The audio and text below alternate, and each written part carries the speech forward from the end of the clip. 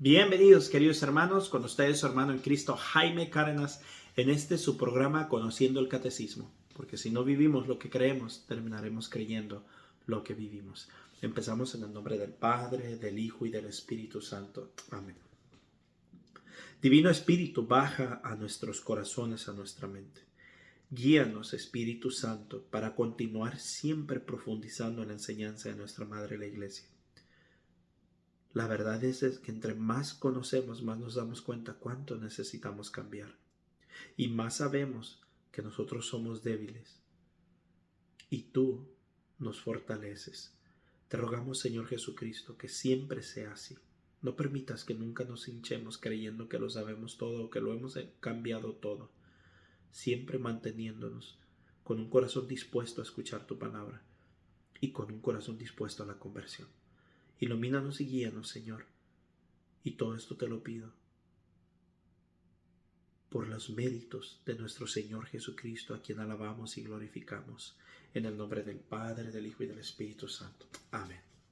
Pues bien, mis hermanos, continuamos en este sábado con el numeral 1174. El misterio de Cristo, su encarnación y su Pascua, que celebramos en la Eucaristía, especialmente en la Asamblea Dominical, penetra y transfigura el tiempo de cada día mediante la celebración de la liturgia de las horas. El oficio divino, esta celebración o fidelidad a las recomendaciones apostólicas de orar sin cesar, está estructurada de tal manera que la alabanza de Dios consagra el curso entero del día y de la noche. Es la oración pública de la Iglesia, en la cual los fieles clérigos religiosos y laicos ejercen el sacerdocio real de los bautizados, celebrada según la forma aprobada por la Iglesia. La liturgia de las horas realmente es la voz de la misma esposa la que habla al esposo. Más aún es la oración de Cristo con su mismo cuerpo al Padre. Numeral 1175.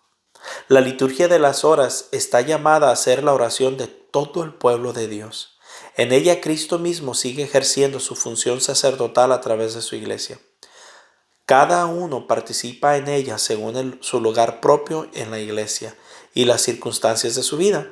Los sacerdotes, en cuanto entregados al misterio pastoral, porque son llamados a permanecer asiduos en oración y al misterio pastoral, porque son llamados y al servicio de la palabra. Los religiosos y religiosas, por el carisma de su vida consagrada.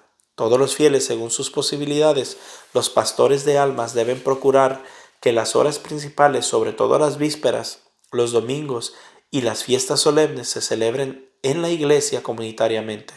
Se recomienda que también los laicos recen el oficio divino, bien con los sacerdotes o reunidos entre sí, e incluso solos. Miren, yo la verdad, yo no lo sabía.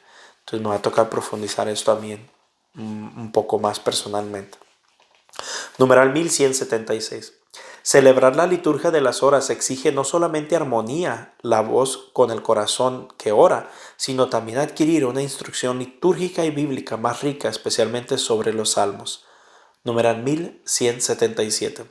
Los himnos y las letanías de la oración de las horas insertan la oración de los salmos en el tiempo de la iglesia, expresando el simbolismo del momento del día, del tiempo litúrgico o de la fiesta celebrada. Además, la lectura de la palabra de Dios en cada hora celebrada.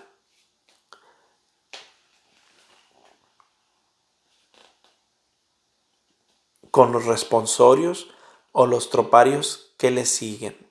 Y ciertas horas, las lecturas de los padres y maestros espirituales revelan más profundamente el sentido del misterio celebrado, ayudan a la inteligencia de los salmos y preparan para la oración silenciosa, lección divina, en la que la palabra de Dios es leída y meditada para convertirse en oración. Se enraiza así en la celebración litúrgica. Numeral 1178. La liturgia de las horas, que es como una prolongación de la celebración eucarística, no excluye, sino que acoge de manera complementaria las diversas devociones del pueblo de Dios, particularmente la adoración y el culto del Santísimo Sacramento. ¿Dónde celebrar? Numeral 1179. El culto en espíritu y en verdad, Juan 4:24, primera lectura, de la nueva alianza, no está ligado a un lugar exclusivo. Toda la tierra es santa y ha sido confiada a los hijos de los hombres.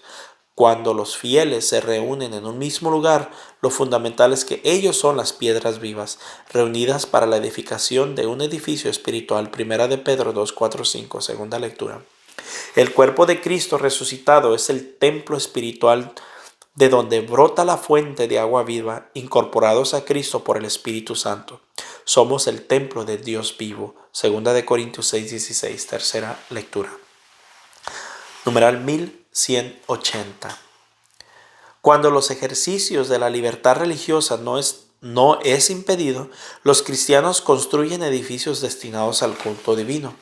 Estas iglesias visibles no son simples lugares de reunión, sino que significan y manifiestan a la iglesia que vive en ese lugar morada de Dios con los hombres reconciliados y unidos en Cristo. Me llama la atención cómo dice cuando el ejercicio de la libertad religiosa no es impedido. ¿Por qué dice eso? Porque la iglesia está acostumbrada a las persecuciones, porque no ha tenido un tiempo sin que en un lugar las iglesias no estén perseguidas. Y cuando me refiero a las iglesias, es la iglesia católica. Numeral 1181. Y también los cristianos persiguen, pero en este caso hablamos de la iglesia auténtica de Jesucristo. En la casa de oración donde se celebra y reserva la Sagrada Eucaristía, se reúnen los fieles y se venera para ayuda y consuelo de los fieles la presencia del Hijo de Dios, nuestro Salvador, ofrecido por nosotros en el altar del sacrificio. Esta casa de oración debe de ser hermosa y apropiada para la oración y para las celebraciones sagradas. En esta casa de Dios, la verdad y la armonía de los signos que le constituyen debe manifestar a Cristo que está presente y actúa en este lugar. Numeral 1182. El altar de la nueva alianza es la cruz del Señor, de la que emanan los sacramentos del misterio pascual. Sobre el altar, que es el centro de la iglesia, se hace presente el sacrificio de la cruz bajo los signos sacramentales. El altar es también la mesa del Señor, a la que el pueblo de Dios es invitado.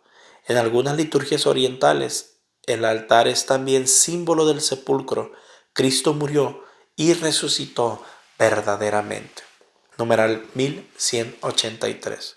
El tabernáculo debe de estar situado dentro de las siguientes iglesias en un lugar de lo más dignos con el mayor honor. La nobleza, la disposición y la seguridad del tabernáculo eucarístico deben favorecer la adoración del Señor realmente presente en el Santísimo Sacramento del altar.